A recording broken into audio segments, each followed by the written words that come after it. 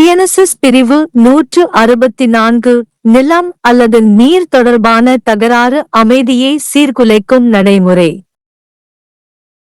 1. ஒரு நிர்வாக மாஜிஸ்திரேட் தனது உள்ளூர் அதிகார எல்லைக்குள் ஏதேனும் நிலம் அல்லது நீர் அல்லது அதன் எல்லைகள் தொடர்பாக அமைதியை சீர்குலைக்கக்கூடிய ஒரு தகராறு இருப்பதாக ஒரு போலீஸ் அதிகாரியின் அறிக்கை அல்லது பிற தகவலின் அடிப்படையில் திருப்தி அடைந்தால், அவர் எழுத்துப்பூர்வமாக ஒரு உத்தரவு, அவர் திருப்தி அடைந்ததற்கான காரணங்களை குறிப்பிடுவது மற்றும் அத்தகைய தகராறில் சம்பந்தப்பட்ட தரப்பினர் ஒரு குறிப்பிட்ட தேதி மற்றும் நேரத்தில் அவரது நீதிமன்றத்தில் நேரில் அல்லது ஒரு வழக்கறிஞரால் ஆஜராக வேண்டும், மேலும் அவர்களின் உரிமைகோரல்களின் எழுத்துப்பூர்வ அறிக்கைகளை சமர்ப்பிக்க வேண்டும். சர்ச்சைக்குரிய விஷயத்தின் உண்மையான உடைமையின் உண்மையை மதிக்கிறது. 2. இந்த பிரிவின் நோக்கங்களுக்காக நிலம் அல்லது நீர் என்ற வெளிப்பாடு கட்டிடங்கள், சந்தைகள், மீன்வளம், பயிர்கள் அல்லது நிலத்தின் பிற விளைபொருட்கள் மற்றும் அத்தகைய சொத்தின் வாடகை அல்லது லாபம் ஆகியவற்றை உள்ளடக்கியது. 3.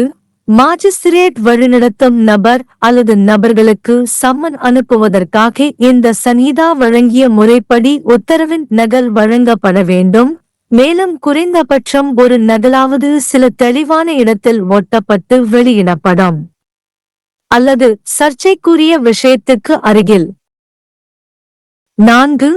மாஜிஸ்திரேட் சர்ச்சைக்குரிய விஷயத்தை வைத்திருக்கும் உரிமைக்கான எந்தவொரு தரப்பினரின் தகுதிகள் அல்லது உரிமைகோரல்களை குறிப்பிடாமல் அவ்வாறு வைக்கப்பட்டுள்ள அறிக்கைகளை உற்று பார்க்கவும், தரப்பினரை கேட்கவும், அத்தகைய ஆதாரங்கள் அனைத்தையும் பெற வேண்டும். அவர்களுக்கு அவர் தேவை என்று கருதும் அத்தகைய கூடுதல் சான்றுகளை எடுத்து, முடிந்தால் துணைப்பிரிவு 1 இன் கீழ் அவர் செய்த உத்தரவின் தேதியில் எந்த தரப்பினரும் யாரேனும் மற்றும் எவை என்பதை முடிவு செய்யுங்கள்.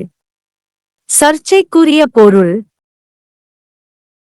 காவல் அதிகாரியின் அறிக்கை அல்லது பிற தகவல்கள் மாஜிஸ்திரேட்டால் பெறப்பட்ட தேதிக்கு முன்னதாக அல்லது அந்த தேதிக்கு பிறகும் தேதிக்கு முன்பும் 2 மாதங்களுக்குள் எந்தவொரு தரப்பினரும் வலுக்கட்டாயமாகவும் தவறாகவும் வெளியேற்றப்பட்டதாக மாஜிஸ்திரேட்டுக்கு தோன்றினால். துணைப்பிரிவு 1 இன் கீழ் அவரது உத்தரவு, அவர் அவ்வாறு அகற்றப்பட்ட கட்சியை துணைப்பிரிவு 1 இன் கீழ் தனது உத்தரவின் தேதியில் அந்த கட்சி வசம் வைத்திருந்தது போல் கருதலாம். 5.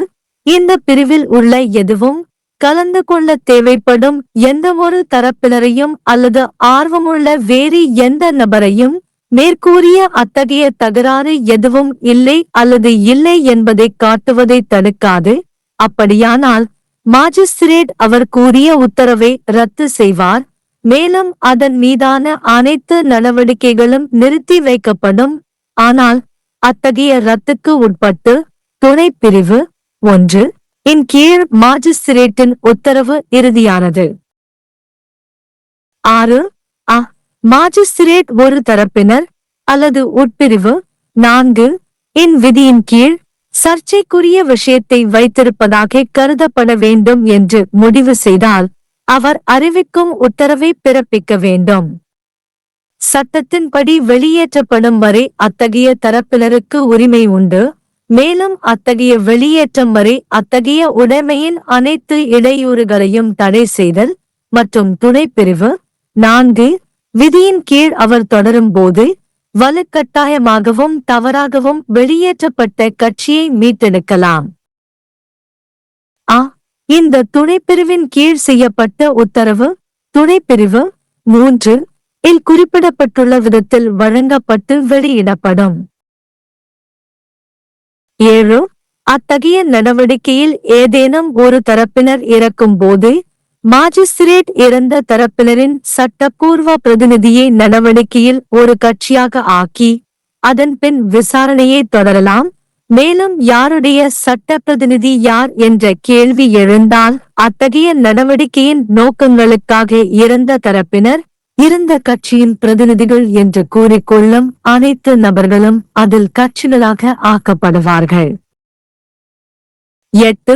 மாஜிஸ்திரேட் தனக்கு முன் நிலுவையில் உள்ள இந்த பிரிவின் கீழ் தொடரும் தகராறில் உள்ள ஏதேனும் ஒரு பயிர் அல்லது சொத்தின் பிற விளைபொருள்கள் விரைவான மற்றும் இயற்கை சிதைவுக்கு உட்பட்டது என்று கருதினால் அவர் சரியான காவலுக்கு உத்தரவிடலாம். அல்லது அத்தகைய சொத்தை விற்பனை செய்தல் மற்றும் விசாரணை முடிந்ததும் அத்தகைய சொத்தை அகற்றுவதற்கு அல்லது அதன் விற்பனை வருவாயே அவர் பொருத்தமாக கருதுவது போன்ற உத்தரவை உருவாக்க வேண்டும். 9. மாஜிஸ்திரேட் அவர் பொருத்தமானது என நினைத்தால் இந்த பிரிவின் கீழ் உள்ள நடவடிக்கைகளின் எந்த கட்டத்திலும் இரு தரப்பினரின் விண்ணப்பத்தின் பேரிலும் எந்த ஒரு சாட்சிக்கும் அவரை ஆஜராகுமாறு அல்லது ஏதேனும் ஆவணம் அல்லது பொருளை சமர்ப்பிக்குமாறு அறிவுறுத்தும் சம்மன் அனுப்பலாம். 10. இந்த பிரிவில் உள்ள எதுவும் பிரிவு 126 இன் கீழ் தொடர மாஜிஸ்திரேட்டின் அதிகாரங்களை மீறுவதாக கருதப்படாது. बीएनएस धारा 164 प्रक्रिया जहां भूमि या जल से संबंधित विवाद से शांति भंग होने की संभावना है।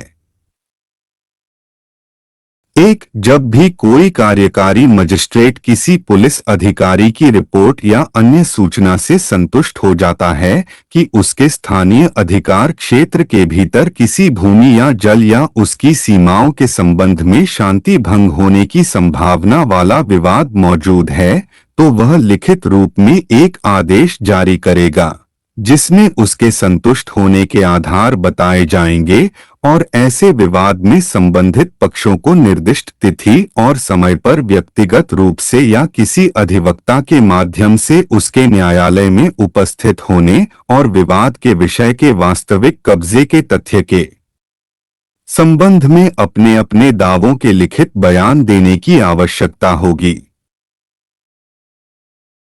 2. इस धारा के प्रयोजनों के लिए भूमि या जल शब्द में भवन, बाजार, मत्स्य पालन, फसलें या भूमि की अन्य उपज और ऐसी किसी संपत्ति का किराया या लाभ शामिल हैं। 3. आदेश की एक प्रति इस संहिता द्वारा समन की तामील के लिए निर्धारित तरीके से ऐसे व्यक्ति या व्यक्तियों पर तामील की जाएगी जिन्हें मजिस्ट्रेट निर्देश दे तथा कम से कम एक प्रति विवाद के विषय पर या उसके निकट किसी प्रमुख स्थान पर चिपकाकर प्रकाशित की जाएगी।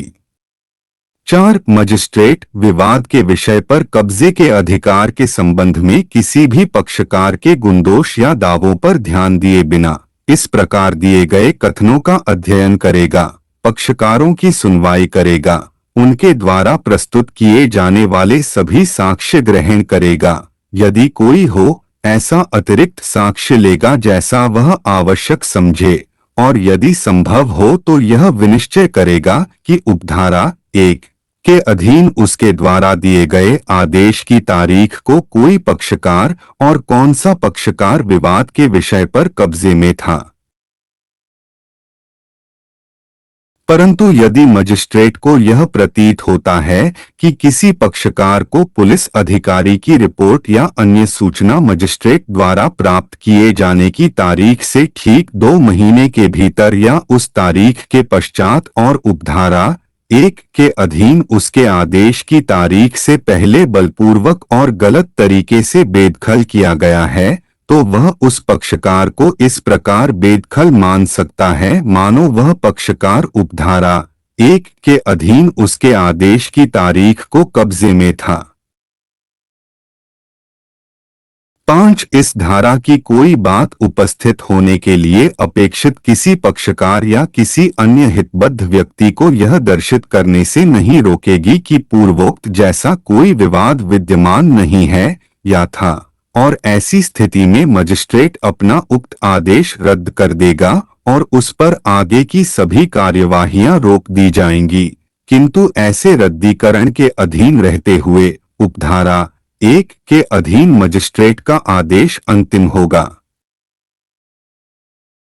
6. यदि मजिस्ट्रेट यह निर्णय लेता है कि पक्षकारों में से एक पक्ष उक्त विवाद के विषय पर कब्जा रखता था या उपधारा 4 के परंतु के अधीन माना जाना चाहिए, तो वह ऐसा आदेश जारी करेगा जिसमें ऐसे पक्षकार को विधि के समयक अनुक्रम में उससे बेदखल किए जाने तक उस पर कब्जा रखने का हकदार घोषित किया जाएगा और ऐसे बेदखली तक ऐसे कब्जे में किसी प्रकार की बाधा का निषेध किया जाएगा। और जब वह उपधारा 4 के परंतुक के अधीन कार्यवाही करेगा तो बलपूर्वक और गलत तरीके से बेदखल किए गए पक्षकार को कब्जा वापस दिला सकेगा। ख इस उपधारा के अधीन किया गया आदेश उपधारा 3 में अधिकथित तरीके से तामील और प्रकाशित किया जाएगा। 7 जब किसी ऐसी कार्यवाही में कोई पक्षकार मर जाता है तो मजिस्ट्रेट मृतक पक्षकार के विधिक प्रतिनिधि को कार्यवाही में पक्षकार बना सकता है और उसके बाद जांच जारी रखेगा। और यदि कोई प्रश्न उठता है कि ऐसी कार्यवाही के प्रयोजनों के लिए मृतक पक्षकार का विधिक प्रतिनिधि कौन है, तो मृतक पक्षकार के प्रतिनिधि होने का दावा करने वाले सभी व्यक्तियों को उसमें पक्षकार बनाया जाएगा। 8 यदि मजिस्ट्रेट की राय है कि इस धारा के अधीन उसके समक्ष लंबित कार्यवाही में विवाद का विषय बनी संपत्ति की कोई फसल या अन्य उपज शीघ्र और प्राकृतिक रूप से क्षय होने वाली है, तो वह ऐसी संपत्ति की उचित अभिरक्षा या बिक्री के लिए आदेश दे सकता है और जांच पूरी होने पर ऐसी संपत्ति या उसकी बिक्री से प्राप्त आय के निपटान के लिए ऐसा आदेश दे सकता है जैसा वह ठीक समझे। 9 यदि मजिस्ट्रेट ठीक समझे तो इस धारा के अधीन कार्यवाही के किसी भी चरण में किसी भी पक्षकार के आवेदन पर किसी भी साक्षी को सम्मन जारी कर सकता है जिसमें उसे उपस्थित होने या कोई दस्तावेज या चीज पेश करने का निर्देश दिया जाएगा। 10 इस धारा की कोई बात मजिस्ट्रेट की धारा 126 के अधीन कार्यवाही करने की शक्ति के अल्पीकरण में नहीं समझी जाएगी।